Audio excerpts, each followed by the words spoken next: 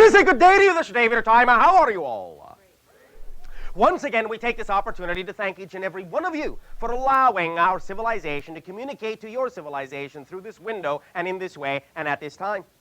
Once again, each and every time you allow such an interaction to take place, it expands our understanding of that many more ways that the infinite has of expressing itself. So we thank you for this gift of sharing. We would like to begin this transmission with the following notions. First of all, we would like to take advantage, to some degree, of the synchronicity of the image that is depicted upon the channel shirt.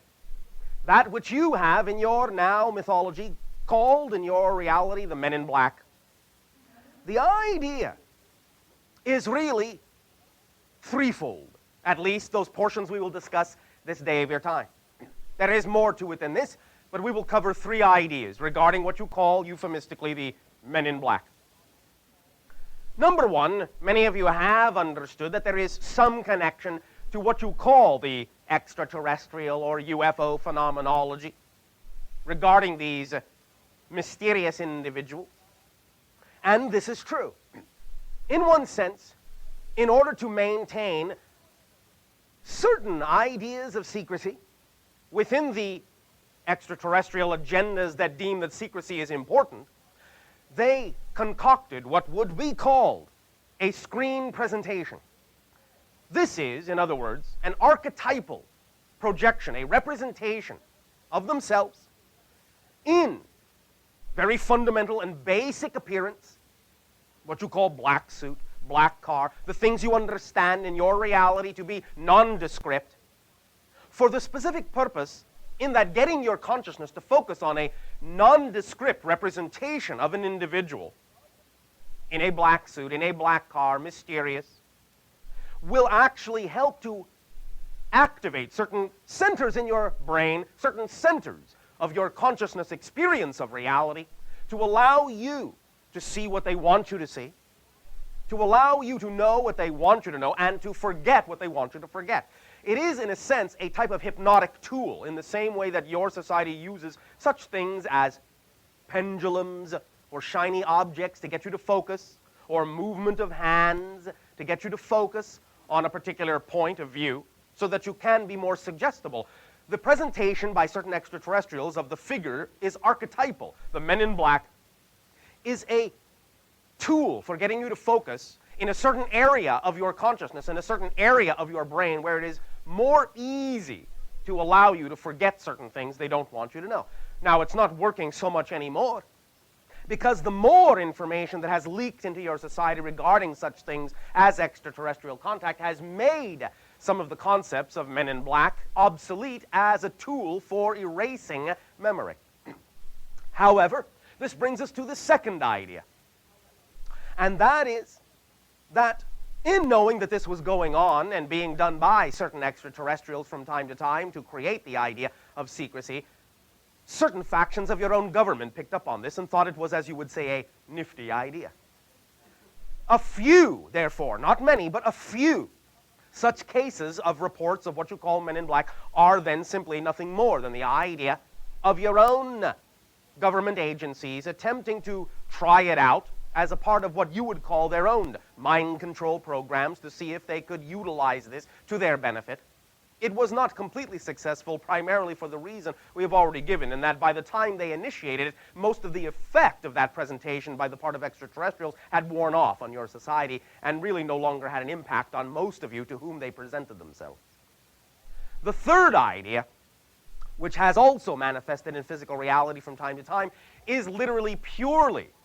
the archetypal level, not involving physical extraterrestrials, not involving any physiological beings from your own governments, but literally that your collective consciousness from time to time, in that it has become incorporated in the collective mythology, has literally created a physicalized manifestation, or what would appear to be a physicalized manifestation of such entities, when and where there is doubt and fear about the things that are connected to extraterrestrial information or secrets in general. Your collective consciousness can be called forth by an individual in a sufficient amount of fear, and they can actually perceive such individuals as Men in Black appearing before them to reflect and exemplify the fear they feel within themselves about the secret that they may all of a sudden have become privy to. So, A, you have the literal extraterrestrial presentation that was utilized as a suggestion tool. B, you have your own human representation of this idea. But you also have, C, the archetypal collective consciousness representation of what you have come to know now in your mythology as the Men in Black. We would now also like to comment on something that is an extension of what we have commented on also recently, and that is that in a recent transmission, in a recent conversation, we suggested that in this now upcoming shift time, your present month of what you call March and beyond, there would be, in this time, many, many things that would begin to shift very rapidly, especially with regard to sociological ideas, economic, religious, so forth, ideas. And now we would like to underline and underscore this idea we spoke about by pointing out, as many of you have already probably guessed, that the recent announcement on your planet of your ability to now clone individuals is one such shift, or a part of one such sociological change in your society. For now you have a great degree of discussion and investigation. Now that you know it is possible for you to do something which for some time in your minds has been the product of science fiction, but now no longer is, it is one of the things that will very rapidly change your world and your outlook on reality and bring up lots of discussion on many different things that perhaps even only 1 month ago were not really strong considerations for reality. But now you know that you have arrived at a threshold of understanding and technology that allows you to discuss what you call the positive and negative, the pros and the cons of this issue, because now it is available to you. And even more so, you surprised yourself by finding out exactly how simple the technique actually is. Anyone in any kind of a laboratory now on your planet that is in any way, shape, or form equipped with even minimal technology can do this. Cloning exists in your reality now. Science fiction has become science. It is a new reality for you to consider, and there will, in the upcoming March month, and in the months especially accelerating toward your summer, be many more such new ideas beginning to break into the mainstream of your collective consciousness and will have to be being dealt with as reality instead of speculation. So, for what it's worth, congratulations on arriving at this point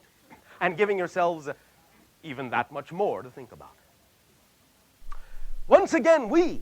take this opportunity to thank each and every one of you for allowing our civilization to communicate with you this way, through this window at this time. And we ask